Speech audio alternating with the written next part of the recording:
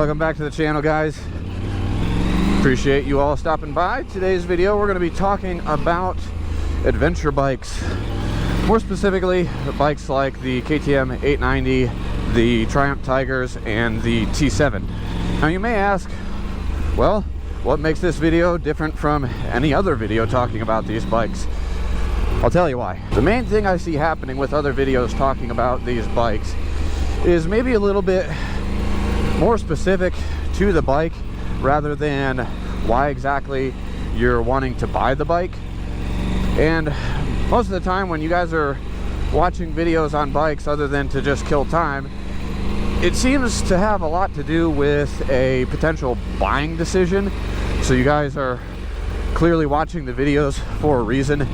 And I think maybe one of the big questions that's asked about these bikes is, why should I get them for my adventure ride?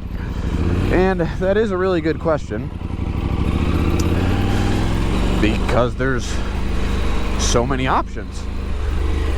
Now, here's what I've learned from owning the 890 in particular. Before I go into that, I kind of want to tell you guys why my thought process about this is what it is. A couple years ago, I wanted to try out the the sport touring segment, and I wanted to turn a Yamaha MT-10 into a sport touring bike. You know, bike kind of like the Ninja 1000 SX and you know, some others. Well, I decked this bike out with just about everything that I could, threw a touring windscreen at it, put on the SW Motec luggage and all the goodies, right? Well, once I got through all that and was going on to, I believe it was year number 2 of ownership, I realized that you just couldn't make the MT-10 into a sport touring motorcycle. That is not what it was designed to do. It was too sporty. Now that's great and all, but you know, like I said, I bought it to be an adventure tourer, and it wasn't filling those shoes the way I wanted it to. So therefore I kind of, let's go this way, kind of lost interest in the bike because of that. It wasn't doing what I wanted it to do. But at the same time, there was this bike going on because I also wanted to do adventure touring. Ooh, turkey.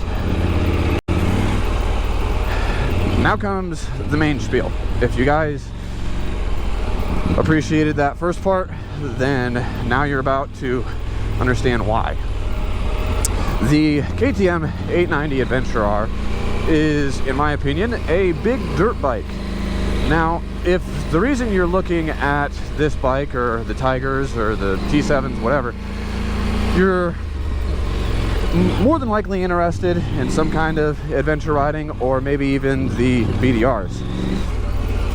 Now comes the hard decision that nobody ever wants to make or discuss out loud, which is realistic needs. What do you really need out of this bike that you're purchasing? Do you want it to be more of a dirt bike, or do you want it to be more capable for BDRs?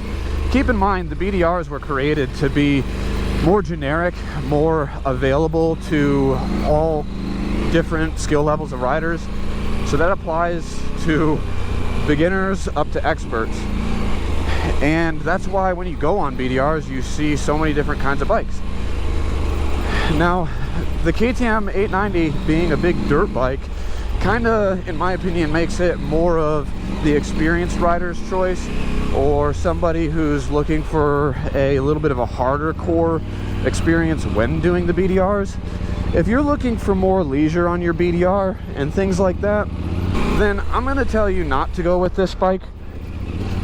This bike is lacking some of those luxury features, if you will. It doesn't have a heated seat, doesn't have factory heated grips. Like, I'm not even sure if KTM offers a heated seat for this bike, but everything's just simply an add-on. If you're looking for a great platform to do an adventure bike ride only, I think you would probably be better suited for a Tiger, or even potentially BMW's new 900 GS. It's kind of like a T7 imitator in my opinion, but has more of those luxuries, if you will. Guys, I apologize to put this random clip in the middle of the video here, but when you guys are buying an adventure bike, this is a very serious decision. As you probably already can tell, the price tags on these things are, you know, up there. They're not like your conventional dirt bike. What I want to say to anybody who's considering going on BDRs and stuff like that, pick something that's lightweight. That's why I recommend the Tiger. It's not a full-blown 1200. It's not a GS 1250. Those are big, bulky adventure bikes, and you know, you got to be honest with yourself on your capabilities, potentially even your age, how much you can handle. I am a big advocate for soft bags rather than doing panniers, because adding all that metal to the frame is just going to increase the weight. It's not going to make it nimble at all. And if you guys haven't already checked out Adam Reeman's channel, make sure to check it out. He has a lot of input on this very topic, and he kind of says the same thing. Now, the only bike that I think is kind of an exception to this is the Tenere 700s, because it gives you lesser power, lighter weight than an 890 or a Tiger, has decent electronics from the factory, and for a few extra bucks you can have a GPS mount, heated grips. I don't believe you can do heated seat though, but if you're interested in keeping cost low and weight low and going to do a BDR, the T7 is a great option for that. And if you're wanting a little bit more luxury, I would say maybe look into the Tiger series of the 900s, like the Rally Pro or the Rally, and outfit it with some better adventure tires rather than the street tires that they come with. But the 890s are, in my opinion, just more of that dirt bike, which are great for BDRs, absolutely. Just know that you're going to get more of that dirt bikey feel with it, and I think you would with a T7 as well. That's the main point that I wanted to get across today, is that this bike is just so capable off-road that what I'm finding for myself, even personally, is this bike is becoming a weekend warrior bike for me.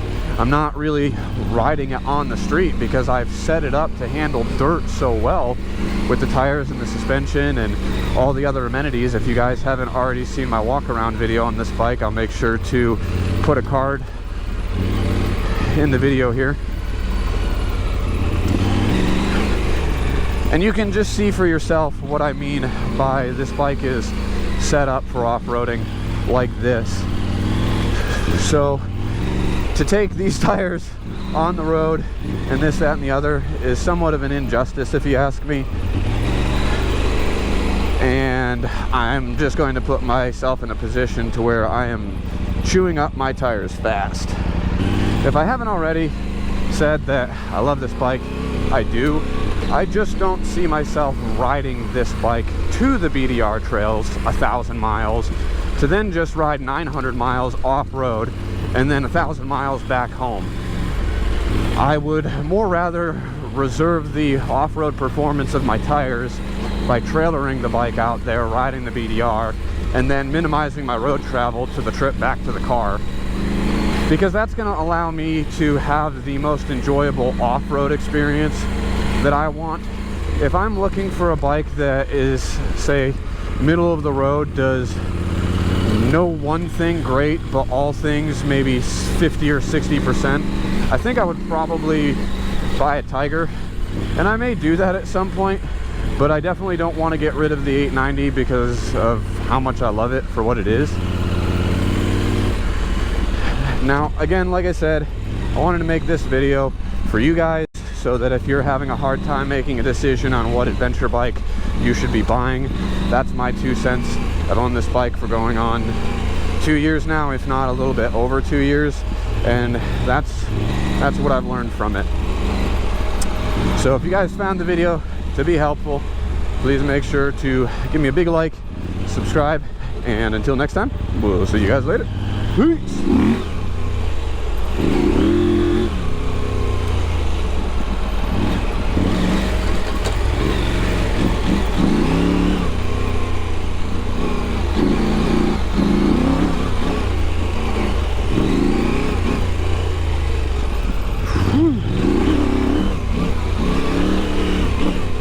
Oh, I love these tires.